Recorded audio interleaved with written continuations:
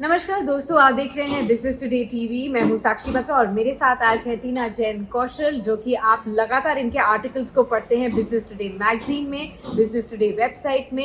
एक certified financial adviser भी हैं और इनसे बेहतर कौन होगा हमें बताने के लिए कि अब आगे आने वाला जो ITR फाइलिंग की डेडलाइन है उससे पहले आपके पास कौन से ज़रूरी डॉक्यूमेंट्स होने चाहिए। बहुत से लोग अंत तक, एकदम लास्ट डेट तक वेट करते हैं ITR को फाइल करवाने के लिए, लेकिन उससे पहले अगर अभी तक आपने वो नहीं कराए हैं तो कुछ 10-11 डॉक्यूमेंट्स आपके लिए बेहद ज़रूरी हैं अपने पास तैयार रखने के लिए, जो कि आपको ज़रूरत पड़ेंगे जब भी आप ITR फाइल करेंगे या फिर किसी और से CA से करवाएंगे। तो ये 10 डॉक्यूमेंट्स की लिस्ट, 11 डॉक्यूमेंट्स की लिस्ट आप तैयार कर लीजिए। तो फटाफट से बताते हैं टीना, आज सबसे पहला जो इम्पोर्टेंट डॉक्यूमेंट होता है ITR फाइल करने के लिए वो कौन सा होता है? तो साक्षी, सबसे पहले मैं आपको 2 डॉक्यूमेंट बता देती ठीक है। हूँ जो बहुत इंपॉर्टेंट है। ओके। आपका पैन कार्ड और आधार कार्ड। ठीक है। पैन कार्ड आपका जो सारी फाइनेंशियल ट्रांजैक्शंस है उसको ट्रैक करता है। इनकम टैक्स आपका जो डिपार्टमेंट है वो इशू करता है। और आधार कार्ड इक्वली इंपॉर्टेंट, जो आपका रेजिडेंशियल प्लस आइडेंटिटी प्रूफ है, गवर्नमेंट ऑफ इंडिया आपको इशू करती है। दोनों को लिंक करना अभी मैंडेटरी है इनकम टैक्स डिपार्टमेंट की तरफ से।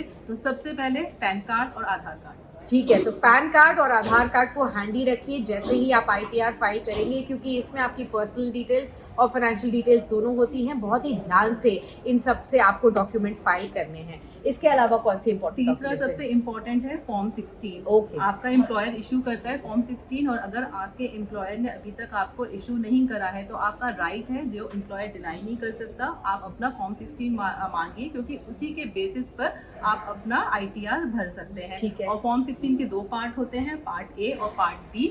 तो दोनों इंपॉर्टेंट है। जब फॉर्म 16 आता है तो चेक कर लीजिए कि दोनों इंपॉर्टेंट है, और अगर CA से भरवा रहे हैं तो दोनों पार्ट्स को भेजिएगा। एब्सोल्युटली। तो फॉर्म 16 अगर अभी तक आपने अपनी कंपनी से नहीं लिया है, आप अपने HR और फाइनेंशियल डिपार्टमेंट से इसे मांग सकते हैं। इसको मांगना ज़रूरी है, इसी से आपकी सैलरी इनकम कंप्यूट होती है ITR फाइलिंग के वक्त। तो ये ज़रूर रखिए, इसके दोनों पार्ट्स को, पार्ट A पार्ट B, दोनों को आप अपने पास रखिए। ठीक है, चौथा डॉक्यूमेंट कौन सा होगा? तो 2 और इम्पोर्टेंट डॉक्यूमेंट्स है, 26 AS और AIS। ओके। तो 26 AS है, आपके सारे जो एनुअल टैक्स ट्रांजैक्शंस हैं वो सारे आपको एक जगह बता देती है इनकम टैक्स डिपार्टमेंट कि ये फॉर्म है, इसमें आपके ये टैक्स ट्रांजैक्शंस हुए हैं। बेसिकली जो भी आपके टैक्स डिडक्शन हुए हैं एट सोर्स, या फिर टैक्स कलेक्शन हुए हैं, या आपने एडवांस टैक्स पे किया है, तो 26 AS फॉर्म है। आप इनकम टैक्स वेबसाइट पे जाइए, लॉग इन करिए, जो कि आपके पैन कार्ड और पासवर्ड से लॉग इन हो जाएगा। वहाँ आप सर्विस सेक्शन में जाइए, आपको 26 AS मिलेगा। वहाँ देखिए कि आपके एम्प्लॉयर ने, या फिर आप फ्रीलांसिंग है, कुछ भी टैक्स डिडक्टेड एट सोर्स किसी भी लेवल पे हुआ है वो आपको मिल जाएगा। अगर आपने इंटरेस्ट इनकम पे टैक्स दिया है वो भी आपको पता लग जाएगा। तो ये फॉर्म 26 AS बहुत इंपॉर्टेंट डॉक्यूमेंट है, ITR फाइल करते वक्त उसको जरूर देखिएगा। ठीक है, तो अक्सर लोग सिर्फ फॉर्म 16 भेज देते हैं अपने CA को, लेकिन आपको फॉर्म 26 AS और AIS को भी डाउनलोड करवाना है और उसे भेजना ज़रूर है अपने CA को इस बार, क्योंकि इसी से अलाइन होता है कि कहीं पर भी कोई मिसमैच है अगर आपके ITR में, इनकम टैक्स फाइलिंग में, तो वो वहीं के वहीं करेक्ट हो सकता है, जिससे बाद में आपको कोई प्रॉब्लम्स नहीं आएंगी, कोई टैक्स नोटिस नहीं आएगा। तो ये इंश्योर करना आपके लिए बेहद ज़रूरी है। तो कुछ 5 डॉक्यूमेंट्स हम ऑलरेडी डिस्कस कर चुके हैं। इसके अलावा कौन से इंपॉर्टेंट डॉक्यूमेंट? मैं ब्रीफली AIS के बारे में बता देती हूँ। AIS है आपका एनुअल इंफॉर्मेशन स्टेटमेंट। जैसे फॉर्म 26 AS केवल आपके टैक्स ट्रांजेक्शन बता रहा है जी। ये AIS है, ये बहुत कॉम्प्रिहेंसिव है। ये सारे फाइनेंशियल ट्रांजेक्शंस आपने जो साल में किए हैं वो सब बता रहा है। आपका डिविडेंड इनकम, आपका सैलरी इनकम, आपका सिक्योरिटीज, सब कुछ आपका, अगर आपने प्रॉपर्टी बेची है, खरीदी है, आपका AIS के अंदर होगा। यानी कि सरकार हमारे को पूरी तरीके से देख रही है और हर जगह। शायद आपने उतनी बारीकी से अपने फाइनेंशियल ट्रांजैक्शंस को कैलकुलेट नहीं किया होगा या मैप नहीं किया होगा, लेकिन सरकार को एक एक चीज़ पता है, क्योंकि हर जगह से अब ये जो ट्रांजैक्शंस हैं ये मैप हो रहे हैं। और AIS में आपको पता चल जाएगा कि आपने शायद क्रेडिट कार्ड में कितना खर्च किया इस साल में, और बहुत तमाम चीज़ें आपको पता चलेंगी। तो ये आपके लिए भी इम्पोर्टेंट होगा। एक बार जाके चेक ज़रूर कीजिए कि आपको पता चलेगा आपने फाइनेंशियली किया क्या है पिछले साल। नेक्स्ट 2 इंपॉर्टेंट डॉक्यूमेंट्स हैं जो कि आपको बैंक से कलेक्ट करने हैं। Okay. आप ऑनलाइन कलेक्ट कर सकते हैं, ऐसा नहीं है कि बैंक में जाके कलेक्ट करना है। तो ठीक है। 2 डॉक्यूमेंट्स हैं। एक है इंटरेस्ट सर्टिफिकेट। इंटरेस्ट सर्टिफिकेट में आपकी जो सेविंग्स बैंक में जो भी इंटरेस्ट है, ये जो भी फिक्स डिपॉजिट की इंटरेस्ट है उस साल की, वो भी आपकी टैक्सेबल होती है। Okay. तो इंटरेस्ट सर्टिफिकेट ज़रूर डाउनलोड करिए। 10,000 से ऊपर टैक्स लगेगा, अगर 10,000 से कम है तो आपको टैक्स नहीं देना पड़ता इंटरेस्ट इनकम में। दूसरा है, एक तो इंटरेस्ट इनकम हो गया, दूसरा है आप अपनी बैंक स्टेटमेंट स्टेटमेंट ज़रूर डाउनलोड करिए। पूरे साल की जो एनुअल स्टेटमेंट है वो डाउनलोड करिए, क्योंकि कभी कभी होता है कि आपको इंटरेस्ट सर्टिफिकेट नहीं मिल रहा है या फिर कोई फाइनेंशियल ट्रांजेक्शन होता है आपके दिमाग में नहीं है, आप भूल चुके हैं, तो ज़रा क्रेडिट लाइन पे एक नज़र मार लीजिए कि क्या क्या फाइनेंशियल ट्रांजेक्शन मोटी मोटी हुई हैं। और अगर आप सीए को भी देते हैं तो वो भी आपकी बैंक स्टेटमेंट एनुअली मांगते हैं। ठीक है, तो सीएस को भी बैंक स्टेटमेंट देना ज़रूरी है, बहुत इंपॉर्टेंट है, क्योंकि अक्सर लोग सोचते हैं हमारी सिर्फ सैलरी से जो इनकम आती है वही टैक्सेबल होती है, लेकिन आपके एफडीज, आपके सेविंग्स अकाउंट्स, इन पर जो भी आपको सालाना इंटरेस्ट मिलता है ये भी टैक्सेबल होते हैं, और ये आपको अपने सीए को ज़रूर बताना है इस बार आईटीआर फाइल करते हुए। ये बहुत इंपॉर्टेंट आपने बात बताई थी ना। इसके अलावा कौन से इंपॉर्टेंट डॉक्यूमेंट? इम्पॉर्टेंट दूसरे डॉक्यूमेंट्स हैं आपके कैपिटल गेन या लॉस स्टेटमेंट। बहुत इंपॉर्टेंट डॉक्यूमेंट है और आपको ज़्यादा मेहनत नहीं करनी है। आपके ब्रोकिंग हाउस है या फिर कैम्स है या केटीए या आपको बना बनाया कैपिटल गेन लॉस स्टेटमेंट देती है,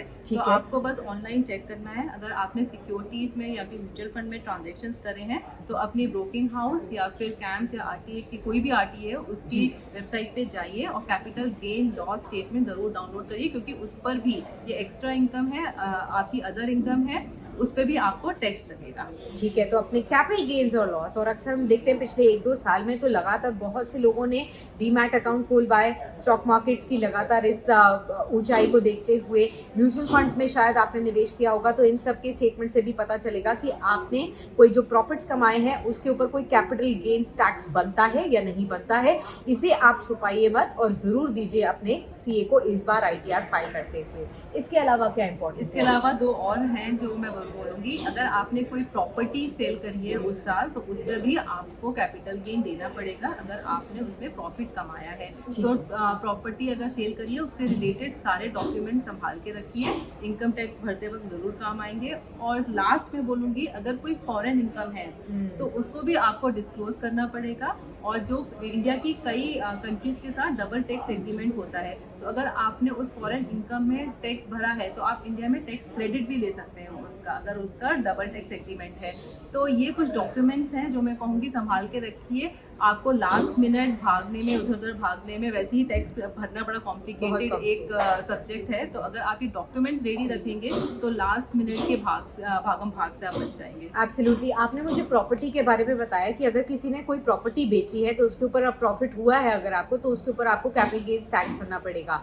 अक्सर लोग इंडिया में अपने घरों में एक रूम रेंट भी करते हैं रेंटल इनकम के लिए, उनके लिए आप बताइए कि क्या जरूरी है? बहुत अच्छा पॉइंट है साक्षी। अगर आपका इनकम सोर्स है, अगर रेंट भी आपका इनकम सोर्स है तो आपको उसको आईटीआर में डिक्लेयर करना पड़ेगा। आप बताइए कि यहाँ से मेरी इनकम आई है, ये रेंटल इनकम है या कोई फ्रीलांसिंग वर्क आपने किया है, तो उस इनकम को भी आप अपने आईटीआर पे शो करिए। ठीक है, बहुत बहुत शुक्रिया टीना बताने के लिए इन तमाम डॉक्यूमेंट्स को। आई एम श्योर ये सभी व्यूअर्स के लिए बहुत ज़रूरी है। आखिर के कुछ 5-6 दिन बचे हैं जिसमें अब आपको आईटीआर फाइल करना ही होगा। अभी तक कोई एक्सटेंशन के बारे में बातचीत हुई नहीं है, लेकिन बेहतर यही है कोई भी पेनल्टी से पहले ही आप 31 तारीख से पहले ही अपने आईटीआर को फाइल करवा दीजिए या खुद कर लीजिए। ये इंपॉर्टेंट डॉक्यूमेंट्स अगर आपके पास होंगे तो बहुत आसान हो जाएगा आपके लिए आईटीआर को फाइल करना। बहुत बहुत शुक्रिया इस वीडियो को देखने के लिए, और इसी तरीके की वीडियोज़ अगर आपको पसंद है, इन्फॉर्मेटिव वीडियोस, तो उसके लिए हमारे चैनल को लाइक और सब्सक्राइब करना मत भूलिए। इसी की तरह की वीडियोस हम आप तक पहुंचाते रहेंगे जो कि आपके फाइनेंशियल